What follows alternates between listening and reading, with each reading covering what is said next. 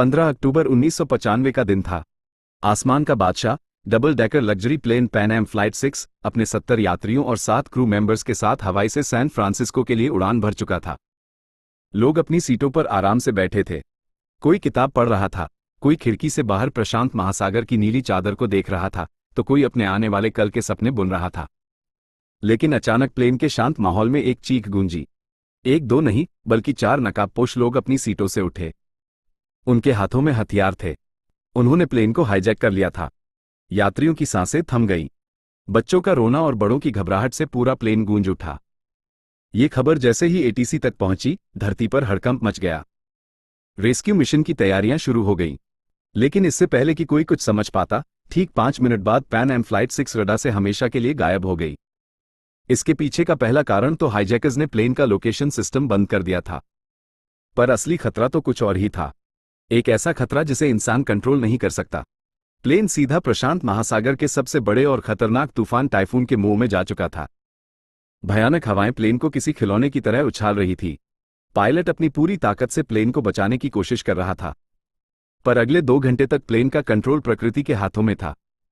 और 2 घंटों के इस जानलेवा संघर्ष के बाद प्लेन का एक इंजन फेल हो गया और इसके थोड़ी देर बाद दूसरा इंजन भी फेल हो गया। प्लेन आग के गोले की तरह सीधा समुद्र की ओर गिरने लगा। प्लेन समुद्र की सतह से टकराने ही वाला था कि कुछ लोगों ने हिम्मत दिखाई और हाईजैकरों को मार गिराते हुए टूटे हुए दरवाजे से ठंडे और अनजान समुद्र में छलांग लगा दी। प्लेन एक भयानक धमाके के साथ पानी में समा गया, लेकिन 60 लोग किसी तरह बच गए थे। उनके चारों तरफ मीलों तक सिर्फ और सिर्फ प्रशांत महासागर की डरावनी लहरें थी। किस्मत से जहां प्लेन क्रैश हुआ था, उससे 200 मीटर की दूरी पर एक चट्टान समुद्र से बाहर निकली हुई थी। सबने अपनी बची खुची ताकत लगाकर उस चट्टान पर पनाह ली। भीगे हुए, कांपते हुए, डरे हुए, वे 60 लोग उस छोटी सी चट्टान पर एक दूसरे से लिपटे हुए थे। उनके पास न तो कोई फोन था, न कोई सिग्नल, न कोई उम्मीद। प्लेन का मलबा भी गहरे पानी में डूब चुका था। तभी एक यात्री को याद आया कि उसके बैग में एक दूरबीन थी जो किसी तरह उसके साथ बच गई थी। उसने कांपते हाथों से दूरबीन उठाई और चारों तरफ देखने लगा, और तभी उसे एक उम्मीद की किरण दिखी। लगभग आधा किलोमीटर दूर धुंध में लिपटा एक छोटा सा द्वीप। वह चिल्लाया, द्वीप! वहां एक द्वीप है। जो लोग तैरना जानते थे, उन्होंने एक पल भी नहीं गंवाया। उन्होंने मौत के इस महासागर में फिर से छलांग लगा दी। नीचे खतरनाक शार्क थी, ऊपर ऊंची ऊंची लहरें। लेकिन जीने की इच्छा इन सबसे बड़ी थी। घंटों की मशक्कत के बाद सिर्फ 15-20 लोग ही उस द्वीप के रेतीले किनारे तक पहुंच पाए। बुरी तरह थके हुए, लेकिन जिंदा। द्वीप पर पहुंचे लोगों ने एक पल भी आराम नहीं किया। उन्हें पता था कि चट्टान पर फंसे बाकी लोगों को यहां लाना होगा, वरना वे लहरों या भूख प्यास से मर जाएंगे। उन्होंने द्वीप पर पड़ी सूखी लकड़ियों और बेलों को इकट्ठा किया और किसी तरह एक कामचलाऊ बेड़ा बनाया। उस टूटे फूटे बेड़े को लेकर वे दोबारा उस जानलेवा समंदर में उतर गए। एक एक करके, कई चक्कर लगाकर, उन्होंने चट्टान पर फंसे हर इंसान को द्वीप पर पहुंचाया। जब सारे 60 लोग उस अनजान जमीन पर इकट्ठा हुए, तब जाकर उन्हें अपनी असली हालत का एहसास हुआ। यह कोई जन्नत नहीं थी। यह एक सुनसान, वीरान द्वीप था। कुछ नारियल के पेड़, थोड़ी बहुत जंगली झाड़ियां और चारों तरफ सिर्फ रेत। न खाने का कोई इंतजाम, न पीने के पानी का कोई स्रोत। निराशा के बादल उन पर छा गए। कुछ लोग घुटनों के बल बैठकर रोने लगे। कुछ अपने परिवार को याद करके चिल्लाने लगे, तो कुछ बस सिर पकड़कर बैठ गए, यकीन नहीं कर पा रहे थे कि वे वाकई जिंदा हैं या ये कोई भयानक सपना है। इसी हताशा के बीच एक स्कूल टीचर, श्रीमान अरुण, पहले मिस्टर डेविड, आगे आए। उन्होंने बुलंद आवाज में कहा, दोस्तों, अगर हम घबरा गए तो हम सब मारे जाएंगे। हमें जीना है, एक दूसरे के लिए जीना है। उनकी आवाज में एक भरोसा था जिसने टूटे हुए लोगों में एक नई उम्मीद जगाई। सब संगठित हुए और घायलों की देखभाल शुरू की गई। अब सबसे बड़ी चुनौती थी भूख और प्यास। एक नौजवान, आदित्य, पहले माइकल, हिम्मत करके नारियल के एक ऊंचे पेड़ पर चढ़ गया और कुछ नारियल तोड़कर लाया। वे कुछ नारियल 60 लोगों के लिए कुछ भी नहीं थे, लेकिन वो सिर्फ नारियल नहीं थे, वो उम्मीद की पहली खुराक थे। लोगों ने बारिश के पानी को चट्टानों के गड्ढों में इकट्ठा करना शुरू किया और उसे पीना शुरू किया। श्रीमान अरुण ने सबको छोटी छोटी टीमों में बांट दिया। एक टीम को द्वीप पर खाने लायक फल या जड़ें खोजने का काम मिला तो दूसरी टीम को शेल्टर बनाने का। सबसे मुश्किल काम था मछली पकड़ने का। कुछ नौजवानों ने पेड़ों की नुकीली डालियों से भाले बनाए और घंटों समंदर के किनारे खड़े रहकर मछली पकड़ने की कोशिश करने लगे। कई नाकाम कोशिशों के बाद आखिरकार उन्होंने एक छोटी सी मछली पकड़ ही ली। उस दिन जब उस मछली को आग पर पकाया गया तो उसकी खुशबू किसी दावत से कम नहीं थी। सबने उसका एक एक छोटा टुकड़ा खाया। वो सिर्फ एक मछली का टुकड़ा नहीं था, वो उनकी पहली जीत थी। उस पल ने उन्हें सिखाया कि अब यही उनकी जिंदगी है जहां हर चीज को बांटकर जीना होगा। संघर्ष के दिन और महीने, दिन हफ्तों में और हफ्ते महीनों में बदलने लगे। अब उन्हें समझ आ गया था कि मदद शायद कभी नहीं आएगी, उन्हें यहीं जीना होगा।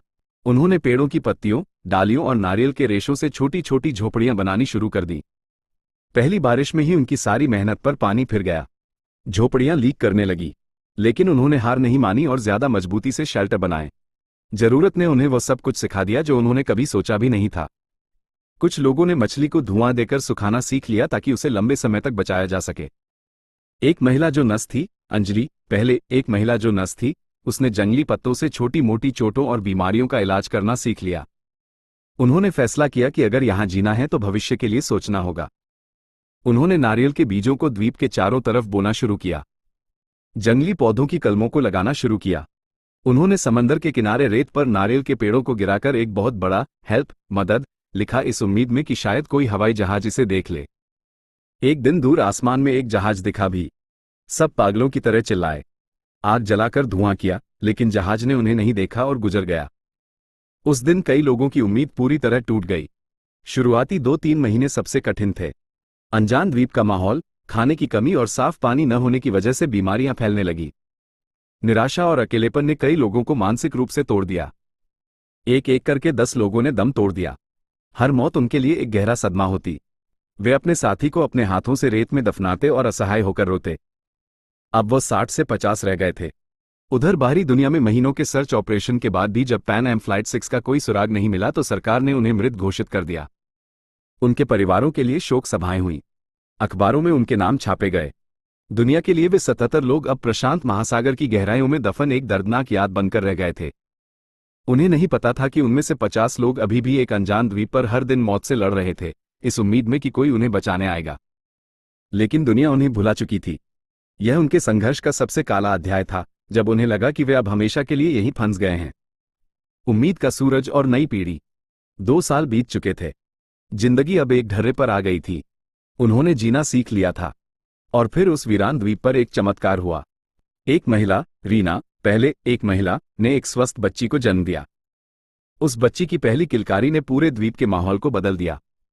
जहां अब तक सिर्फ मौत और निराशा थी, वहां अब जिंदगी का संगीत गूंज रहा था। हर कोई उस नन्ही जान को देखने आया। उनकी आंखों में आंसू थे, लेकिन इस बार यह आंसू खुशी के थे। उस बच्ची ने सबको जीने की एक नई वजह दे दी। वो सिर्फ एक बच्ची नहीं थी, वो इस बात का सबूत थी कि सबसे मुश्किल हालातों में भी जिंदगी हार नहीं मानती। वो उनकी उम्मीद की नई मशाल थी। लोगों ने उस दिन को एक त्योहार की तरह मनाया क्योंकि 2 साल बाद मौत पर जिंदगी की जीत हुई थी। अब उन्हें सिर्फ खुद के लिए नहीं बल्कि इस नई पीढ़ी के लिए भी जीना था और इस द्वीप को एक बेहतर जगह बनाना था। देखते देखते 10 साल गुजर गए। द्वीप पर अब जिंदगी का एक सिस्टम बन चुका था। श्रीमान अरुण ने बच्चों के लिए एक छोटा सा स्कूल खोल दिया था, जहां वे उन्हें पढ़ना, लिखना और दुनिया के बारे में बताते थे। उस दुनिया के बारे में जिसे इन बच्चों ने कभी देखा ही नहीं था। सबने अपने अपने काम बांट लिए थे। कुछ लोग मछली पकड़ते, कुछ खेती करते, कुछ बच्चों की देखभाल करते। उन्होंने अपने मनोबल को बनाए रखने के लिए प्लेन क्रैश की बरसी को सर्वाइवल डे, उत्तरजीविता दिवस, के रूप में मनाना शुरू कर दिया। उस दिन वे गाना गाते, कहानियां सुनाते और उन साथियों को याद करते जो अब उनके साथ नहीं थे। इन 10 सालों में द्वीप पर 5 और बच्चों का जन्म हुआ। लेकिन इस दौरान बीमारियों और हादसों में 7 और बड़े लोग अपनी जान गंवा चुके थे। अब द्वीप की कुल आबादी बच्चों को मिलाकर 48 थी। एक दिन फिर वही हुआ। आसमान में एक प्लेन की गूंज सुनाई दी। सब फिर से दौड़े, फिर से चिल्लाए, लेकिन नतीजा वही रहा। प्लेन उन्हें बिना देखे गुजर गया। बार बार मिलती निराशा ने अब उन्हें तोड़ना बंद कर दिया था। शायद उन्होंने इसे ही अपनी किस्मत मान लिया था। मुक्ति की सुबह। पूरे 13 साल बीत चुके थे। जो बच्चे द्वीप पर पैदा हुए थे, वे अब किशोर हो चुके थे। उनके लिए यही दुनिया थी, यही घर था। जो बड़े थे, वे अब बूढ़े हो चले थे। उनके चेहरे पर संघर्ष की लकीरें साफ दिखती थी। फिर एक सुबह एक ऐसी आवाज सुनाई दी जो उन्होंने 13 सालों में नहीं सुनी थी। एक बड़े जहाज के हॉर्न की आवाज। पहले तो उन्हें यकीन ही नहीं हुआ।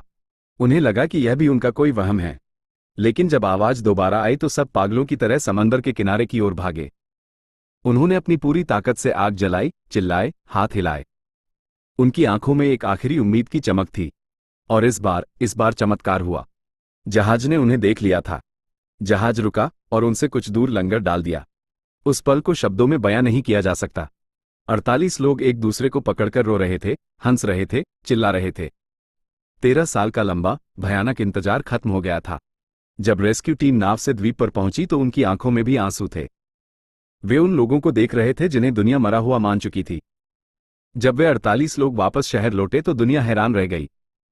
वे अब पहले जैसे इंसान नहीं थे। शहर की चकाचौंध, गाड़ियां, इमारतें, सब कुछ उन्हें अजीब लग रहा था। उनकी कहानी किसी को भी यकीन नहीं हो रही थी जब तक कि एक सर्वाइवर की डायरी सामने नहीं आई। उस डायरी में 13 साल का हर एक दिन, हर एक संघर्ष और हर एक मौत और हर एक जन्म का हिसाब लिखा हुआ था।